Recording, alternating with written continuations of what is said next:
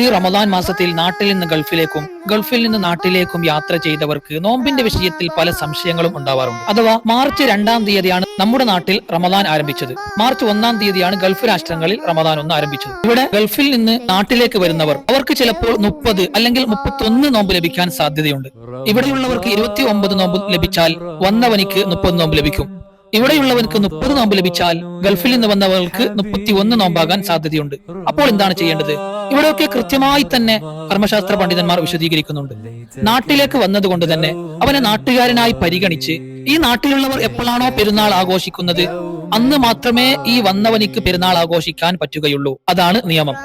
ഇനിയൊരു സാധ്യത, നാട്ടിൽ നിന്ന് ഗൾഫിലേക്ക് ഒരാൾ പോയാൽ അവിടെ 29 നോമ്പ് ലഭിച്ചാൽ ഇവിടെ നിന്ന് പോയവനിക്ക് 28 നോമ്പേ ലഭിക്കുകയുള്ളൂ.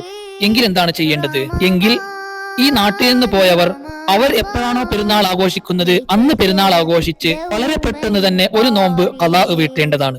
ഇനി ഗൾഫിലുള്ളവർക്ക് 30 നോമ്പ് ലഭിച്ചു എങ്കിൽ ഈ നാട്ടിൽ നിന്ന് പോയ ആൾക്ക് 29 നോമ്പ് ലഭിക്കും. എങ്കിൽ ഈ പോയ വ്യക്തി അവരോടൊപ്പം പെരുന്നാൾ ആഘോഷിക്കാം. ശേഷം നോമ്പ് ഖളാ വീട്ടേണ്ടതില്ല.